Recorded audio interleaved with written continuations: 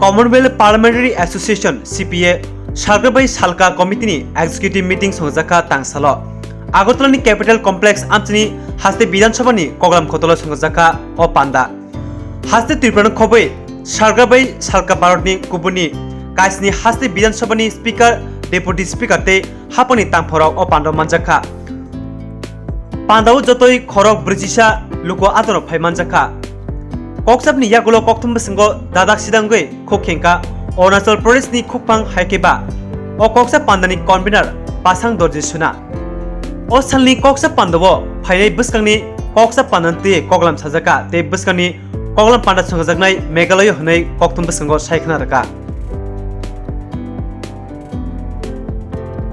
We represent the Commonwealth Parliamentary Association, India Region Zone 3.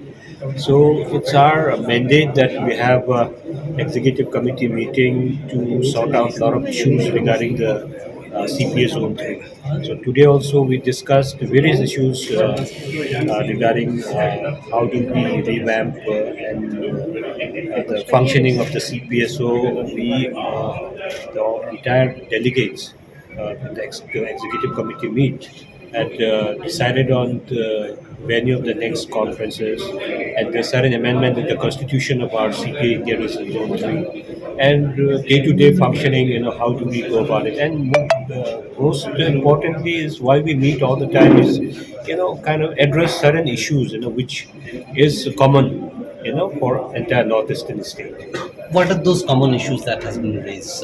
No, today we had just discussed on our main issue was regarding the venue of the next conference. So the conference is where we discuss issues related to the Northeastern. There it will be today just the executive committee.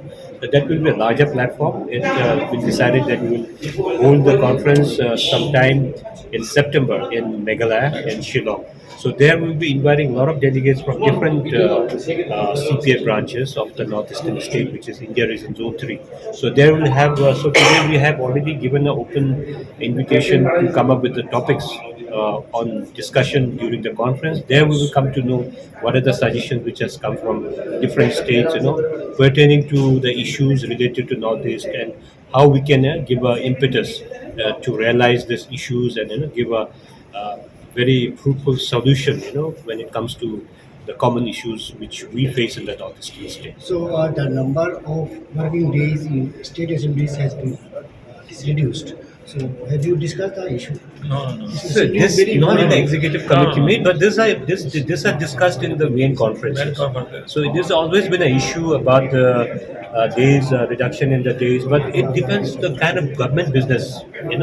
We cannot just pull it too long because until and unless we have a business to be discussed, there's no point in unnecessarily extending the dates of the assembly. So do you think there is a need to increase the working days in assemblies? No, obviously, because if we have a longer session, the members will get equal opportunity, to put forward the issues relating to their constituency, and maybe the larger, issues of the state, and maybe at the regional level. So that's obviously, but like I said, the government decides the business. So based on the business, the assembly decides the length of the assembly session.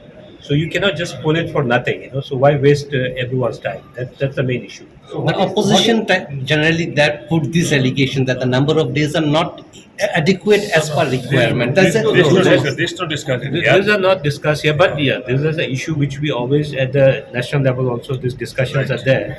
But this will vary from state to state. But when you talk about my state, we give enough time to every state. My constituency is bordering with Tibet, China. So the issues will always be there when it's an unfriendly, border.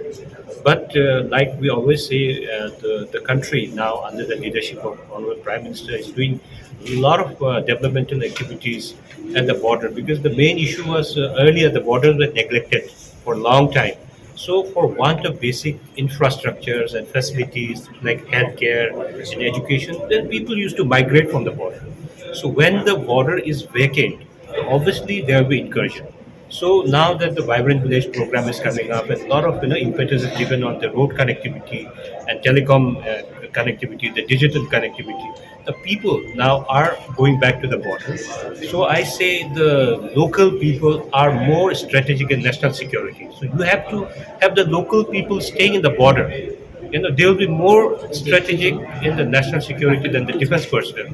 So now that the government is coming up with vibrant village program and the roads are being made, in my constituency the double laning is on, and the internet connectivities are being pushed in a very rigorous way. So I'm hopeful that this will give a lot of impetus to national security. So, sir, what is your message to the people of Manipur?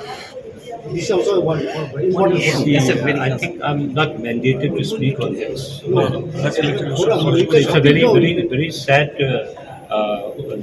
and unfortunate incident what happened there. But I'll not be in a position to comment on this. But I would say that we should prevail. Everyone should live in perfect harmony because we all are human beings. We all are brothers and sisters.